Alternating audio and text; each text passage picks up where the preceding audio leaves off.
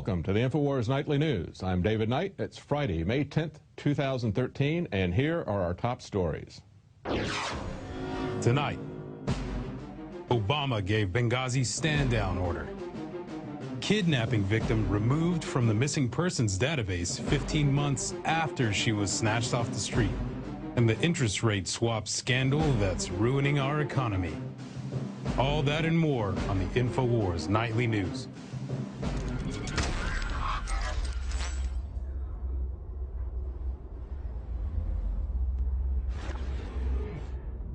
Well, Benghazi is not just a case of what did they know and when did they know it. No, it's a case actually of criminal actions and criminal cover-up. In a commentary that got very little notice, we had a Congresswoman, Ann Wagner from Missouri, had this to say to Ann Lesh. And last quick question I have for you, Congresswoman, because you have been an ambassador, you have been overseas in similar with similar responsibilities and similar missions. Who gives such an order to stand down? Where does that come from? The President of the United States. Now, this has a lot of credibility because Congresswoman Wagner has also been an ambassador. She understands what the chain of command is, and she is a current Congresswoman. Now, Greg Hicks, in his whistleblower testimony, revealed that after Stevenson had been killed, but while the attack was still ongoing, the Libyan military agreed to fly their C-130 to Benghazi and carry additional personnel to Benghazi as reinforcements, including U.S. Special Forces, but that a call came through from Special Ops Command Africa saying, you can't go now, you don't have authority to go now, and they were told not to board the flight, so they missed it, said Hicks. So this is what we're seeing here is there's a growing body of evidence that indicates that the entire purpose of the consulate there was to oversee a clandestine war there. And we know that Al-Qaeda, who is responsible for killing the ambassador and attacking the embassy, was being armed secretly. We put them in power in Libya. We have to ask, why was that even done in the first place? It's absolutely insane. But it also appears to be, as people have pointed out, there seems to be an internecine warfare going on within the CIA between civilian elements of the CIA and military elements in the CIA, as represented by David Petraeus. It's a very complicated situation, potentially, but at the heart of it are some very simple issues. And so we want to make this clear for people who are maybe MSNBC viewers typically, or people who watch mainstream media. We thought we would make this simple. So we came up with kind of a David Letterman top 10 revelations. And this is from an article by from Town Hall by Guy Benson. He came up with some items. So here are the top 10 revelations about the Benghazi false flags. Number one, security provided by lightly armed Libya militia. That's right. Nordstrom, who was a U.S. security chief in Libya, said that they were complicit even in the attack. Number 9, requests denied for increased security. It was actually operating below minimum security, and only the Secretary of State, that would be Hillary Clinton, had the authority to grant exemptions for minimum security requirements. Number 8, State Department said austerity was not a factor in poor security, in spite of Democrat talking points. Number 7, Stevens was sent to vulnerable Benghazi at the behest of Clinton. Number 6, U.S. forces in Tripoli were told twice they did not have the authority to deploy to Benghazi during the attack. Now, whistleblower Mark Thompson, who's a career counterterrorism official at the State Department, said that he called the White House to request the immediate deployment of a foreign emergency support team to Benghazi and told that it was not the right time to do so, quote unquote. And then he was cut out of the communication loop. Number 5, the U.S. government did not seek permission from Libyan government to fly into the airspace. As Greg Hicks said in his whistleblower testimony, Libyan military agreed to fly their C-130 and carry personnel, but SOCOM Africa said, stand down. Number 4, Greg Hicks was gagged by Clinton. He was instructed not to speak with congressional investigators by Secretary Hillary Clinton's Chief of Staff, Cheryl Mills. Hicks said he had never faced a similar demand at any point during his distinguished 22-year diplomatic career, and when he refused to comply with this request, the State Department dispatched an attorney to act as a, quote, minder, who insisted on sitting in of all of his discussions with Congress. Number 3, Hicks was demoted after pushing back.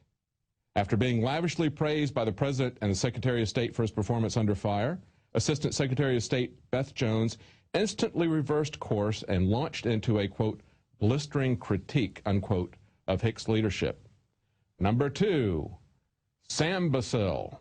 Yeah, this is the producer of the film that Clinton and Rice insisted was the problem. I was dealing with protests against our facilities that were clearly connected to that video. Right. There is an angry mob in the street. This began as it was a spontaneous, not a premeditated response to what had transpired in Cairo. I know, I have heard about it. And in reaction to this very offensive video that was disseminated. They could save thousands of lives and billions of dollars of taxpayers' money. That the only people that I know who are in jail right now is the filmmaker. That's right. Sam Basile. Sounds like imbecile, doesn't it? Maybe he was their intended stooge. He actually produced this film called The Innocence of Muslims, which Hillary Clinton and Susan Rice continued to insist for several days. Even the mainstream media called them on the absurdity of this. They continued to state that this was just a Muslim street reaction to this film. Now, possibly this film was intended to inflame the street. But it was an offense not just to Muslims, but to anybody that watched it. Some of the worst filmmaking ever. Number 1 of the top 10 Benghazi false flag facts. What difference does it make? What difference at this point does it make? And for the latest developments on Benghazi, here's a special report from John Bound. This is John Bound with an InfoWars Nightly News alert. Damage control. That's what the Obama administration is dealing with right now.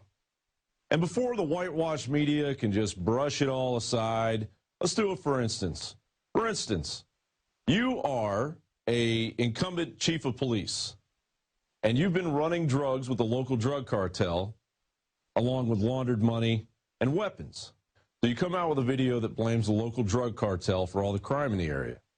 Now, in order to keep this a very big secret, you've got to take out the only person that has any information, and that's your deputy. Now, your deputy is at home being surveilled by your surveillance drone.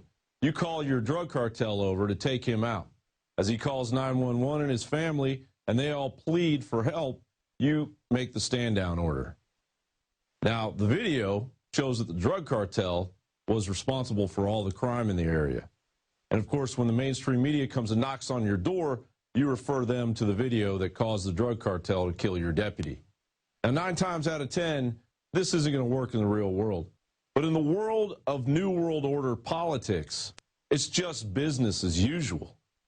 2 days after Susan Rice was awarded the 2013 Lewis E. Martin Great American Award, and 1 day after Hillary Clinton accepted the Public Service Award, the fallout from the Benghazi whistleblower hearings has already begun to motivate House Speaker John Boehner to apply weight on the Obama administration to release classified emails and talking points. Talking points that were revised 12 times, rewritten to the surprise of then CIA Director David Petraeus to exclude references to al-Qaeda and jihadists. One of the emails read during the hearing revealed that a top State Department head was well aware of Islamic terrorists being responsible for the attack. Days before our ambassador went on national television is telling the ambassador to Libya, the group that conducted the attacks, Ansar al-Sharia, is affiliated with Islamic terrorists. More emails allegedly force lower-level State Department officials to remove terrorism from the narrative, instead focusing on the intent of the attacks to be carried out based on the film Innocence of the Muslims, a film now exposed as a Middle East tension time bomb funded by anti-Muslim neocons from the Washington Institute for Near East Policy and the MEF, the Middle East Forum, with connections to the ADL. A massive think tank effort was put into the production of this unwatchable excuse for a film. Do not take any action until everything is over. Its usefulness, or so they thought, would serve the Obama administration in allegedly brokering a full cover of the elimination of State Department assets in order to allow the CIA, al-Qaeda storehouses of missiles and weapons recovered from Gaddafi to pass under the radar. First of all, let's be clear about what transpired here. What happened this week in Cairo, in Benghazi, was a result a direct result of a heinous and offensive video that was widely disseminated, that the U.S. government had nothing to do with. From the Business Insider, what's odd is that a Libyan ship, which reportedly weighed 400 tons and included SA-7s, docked in southern Turkey on September 6th, and its cargo ended up in the hands of Syrian rebels. The man who organized that shipment, Tripoli Military Council head Abdel Hakim Belhaj, worked directly with Stevens during the Libyan Revolution. Stevens' last meeting on September 11th was with Turkish Consul General Ali Said Akin, and a source told Fox News that Stevens was in Benghazi to negotiate a weapons transfer in an effort to get SA-7 missiles out of the hands of Libya-based extremists. As far as those responsible for the stand-down order, all roads are now leading right to the top, as was described by former Ambassador Ann Wagner. Stay with us as we offer more exclusive coverage on Benghazi that the whitewash media is too afraid to cover. John Bound, InfoWars Nightly News. That's right. Who would believe that Clinton and Obama would hold back rescue efforts in an attack that they perhaps set up? Who would believe that Clinton and Obama conspired to lie and cover up these attacks? And who would believe that we have this kind of internecine warfare going on within the CIA? And who in the public would even care about Libya, right? Why would they even care that we're there? And who cares that they even put al-Qaeda in power in Libya? And maybe Hillary Clinton is right. Who cares? I don't know. I think our listeners do, and maybe you can wake some people up. Many anthropologists and archaeologists believe that before man even discovered the power to harness and use fire, we were involved in agrarian activities. That is, taking the seeds of plants and then replanting them to produce more. The very foundation of our modern civilization and human culture is centered around the planting and cultivation of edible plants, fruits, vegetables, nuts, you name it. And the globalists have been going after gardening. They've been harassing people that have gardens in their front yards or their backyards. They've called for licenses for people to have gardens because you can't trust prisoners in the police state America to be able to grow their own food.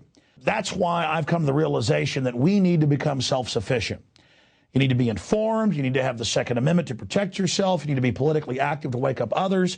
You need to filter your water. But you also need to plant a garden. Even if you live in an apartment, you can do this. If you live in the countryside, obviously you can do it on a grand scale. There are so many green belts in areas that humans don't even visit, nearby cities and in suburbs, where people are now more and more planting their own little private gardens and meadows and off the side of the road. Ladies and gentlemen, it is a revolutionary act to unplug from the television, to unplug from the computer and all the globalist propaganda, and to go out in your backyard or your front yard or planters at your apartment or on the roof of the building where you live, and to plant a garden.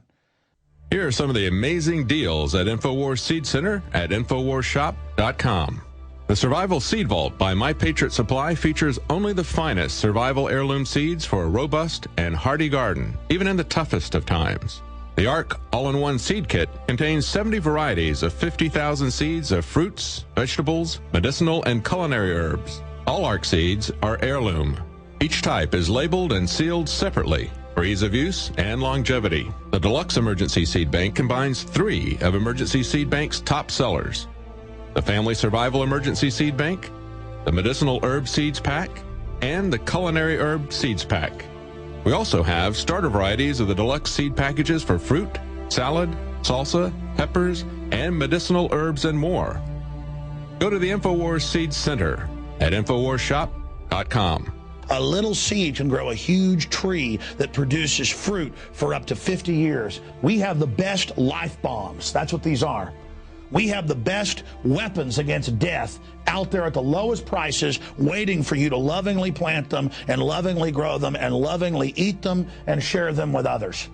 We will strike back against the New World Order, and this is only one more initiative in our fight against them. So please join us at InfoWarsShop.com, or you can link through at InfoWars.com at the InfoWars Seed Center.